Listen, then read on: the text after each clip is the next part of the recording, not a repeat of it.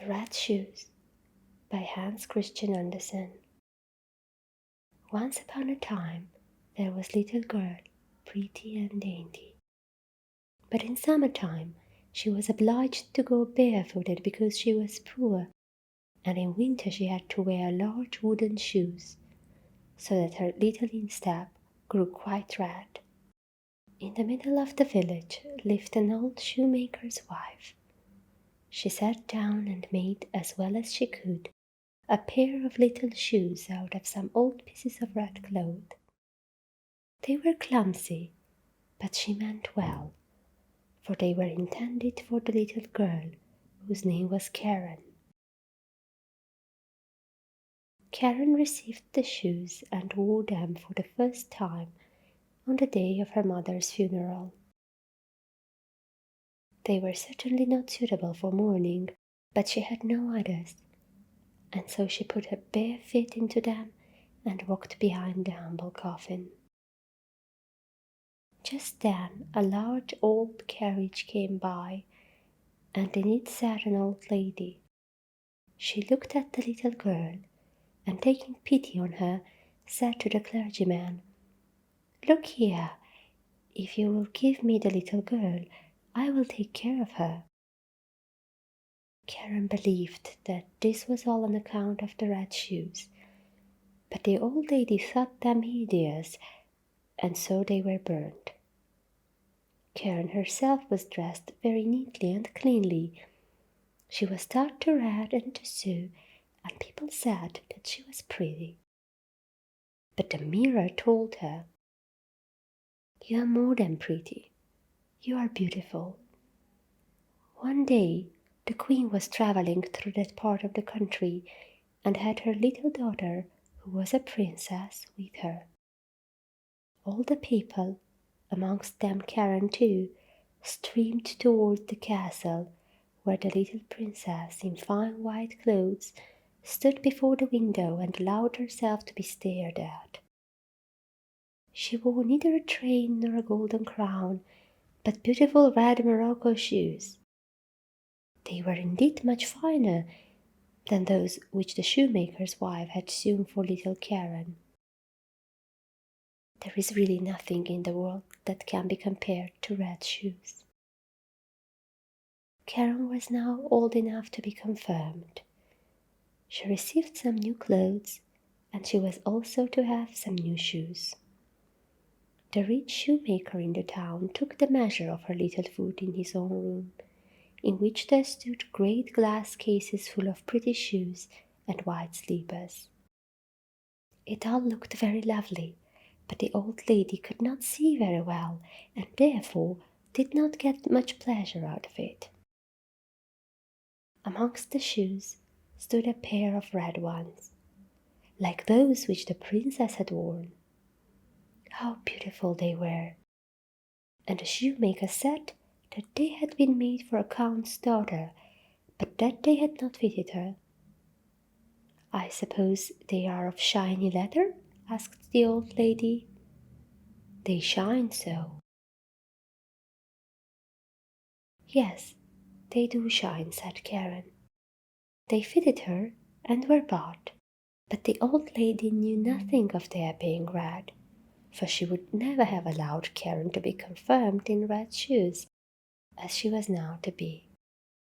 Everybody looked at her feet, and the whole of the way from the church door to the choir it seemed to her as if even the ancient figures on the monuments, in their stiff collars and long black robes, had their eyes fixed on her red shoes. It was only of this that she thought when the clergyman laid his hand upon her head and spoke of the holy baptism, of the covenant with God, and told her that she was now to be a grown-up Christian. The organ pealed forth solemnly, and the sweet children's voices mingled with that of their old leader, but Karen thought only of her red shoes. In the afternoon the old lady heard from everybody that Karen had worn red shoes. She said that it was a shocking thing to do, that it was very improper, and that Karen was always to go to church in future in black shoes, even if they were old. On the following Sunday, there was a communion. Karen looked first at the black shoes, then at the red ones, looked at the red ones again and put them on. The sun was shining gloriously, so Karen and the old lady went along the footpath through the corn, where it was rather dusty. At the church door stood an old crippled soldier leaning on a crutch. He had a wonderfully long beard, more red than white, and he bowed down to the ground and asked the old lady whether he might wipe her shoes. Then Karen put out her little foot too. "Dear me, what pretty dancing shoes," said the soldier.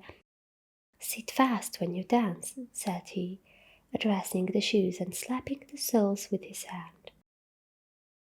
The old lady gave the soldier some money and then went with Karen into the church.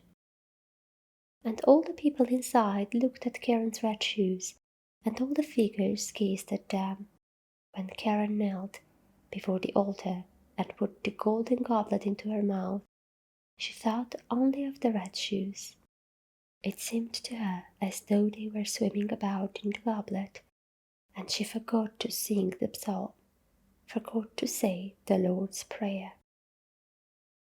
Now everyone came out of church, and the old lady stepped into a carriage.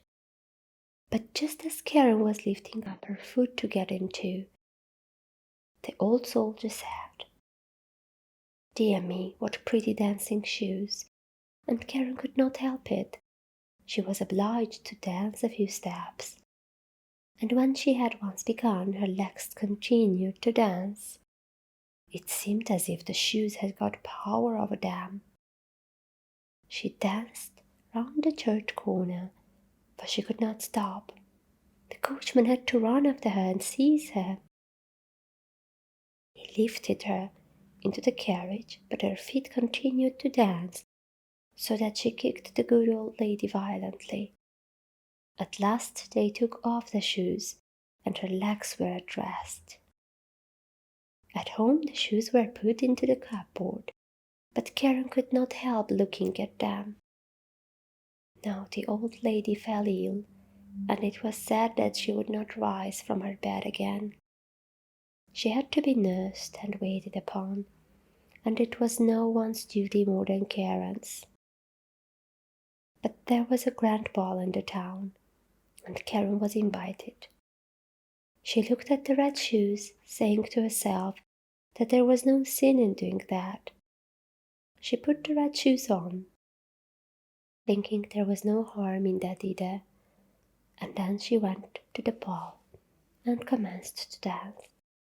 But when she wanted to go to the right, the shoes danced to the left, and when she wanted to dance up the room, the shoes danced down the room, down the stairs, through the street, and out through the gates of the town. She danced and was obliged to dance, far out into the dark wood. Suddenly, something shone up among the trees, and she believed it was the moon, for it was a face. But it was the old soldier with the red beard. He sat there, nodding his head, and said, "Dear me, what pretty dancing shoes!" She was frightened and wanted to throw the red shoes away, but they stuck fast. She tore off her stockings, but then the shoes had grown fast to her feet. She danced and was obliged to go on dancing over the field and meadow, in rain and sunshine, by night and by day, but by night it was most horrible. She danced out into the open churchyard, but the dead there did not dance. They had something better to do than that. She wanted to sit down on the pauper's grave where the bitter fern grows, but for her there was neither peace nor rest. And as she danced past the open church door, she saw an angel there. in long white robes with wings reaching from his shoulders down to the earth. His face was stern and grave, and in his hand he held a broad shining sword. "Dance you shall," said he, "dance in your red shoes till you are pale and cold, till your skin shivers up and you are a skeleton. Dance you shall from door to door, and where proud and wicked children live you shall knock, so that they may hear you and fear you. Dance you shall, dance." "Mercy," cried Karen, but she did not hear what the angel answered, for the shoes carried her through the gate into the fields, along highways and byways, and unceasingly she had to dance. One morning she danced past a door that she knew well. They were singing a psalm inside, and the coffin was being carried out covered with flowers. Then she knew that she was forsaken by everyone and damned by the angel of God. She danced and was obliged to go on dancing through the dark night. The shoes bore her away over thorns and stumps till she was all torn and bleeding. She danced away over the heath to a lonely little house. Here she knew lived the executioner, and she tapped with her finger at the window and said, come out, I cannot come in, for I must dance." And the executioner said, "I don't suppose you know who I am.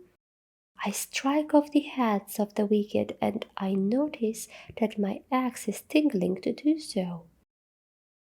"Don't cut off my head," said Karen, "for then I could not repent of my sin, but cut off my feet with the red shoes."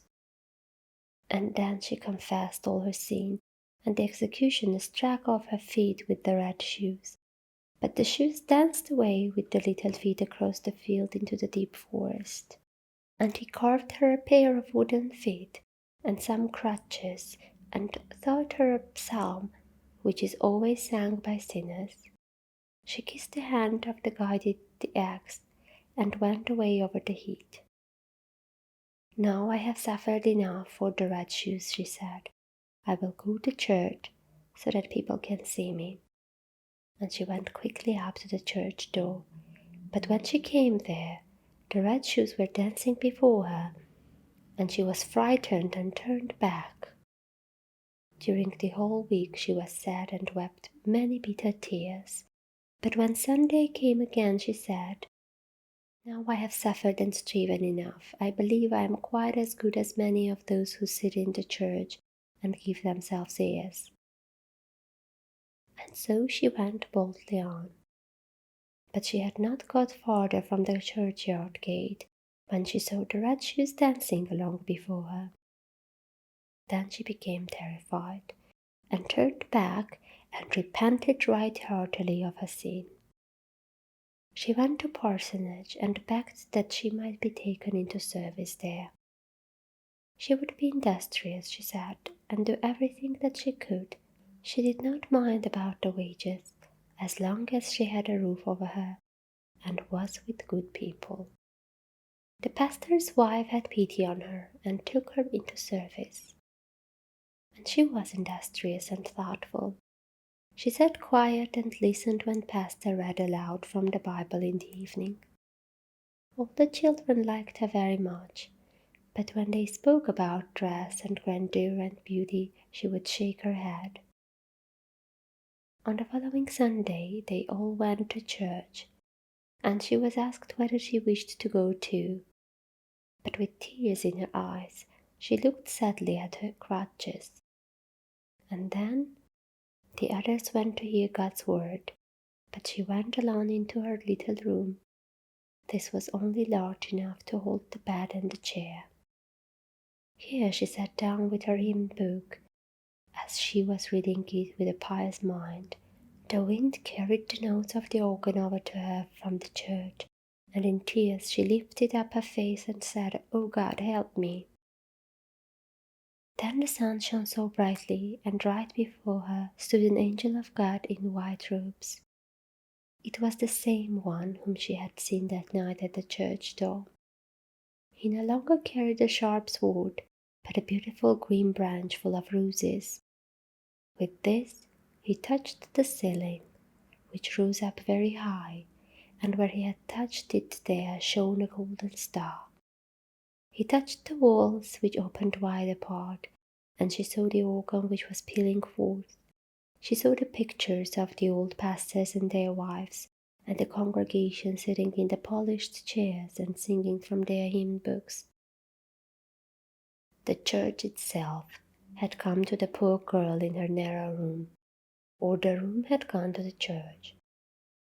She sat in the pew with the rest of the pastor's household, and when they had finished the hymn and looked up, they nodded and said, "It was right of you to come, Karen." "It was mercy," said she. The organ played, and the children's voices in the choir sounded soft and lovely. The bright warm sunshine streamed through the window into the pew where Karen sat, and her heart became so filled with it, so filled with peace and joy that it broke. Her soul flew on the sunbeams to heaven, and no one was there who asked after the red shoes.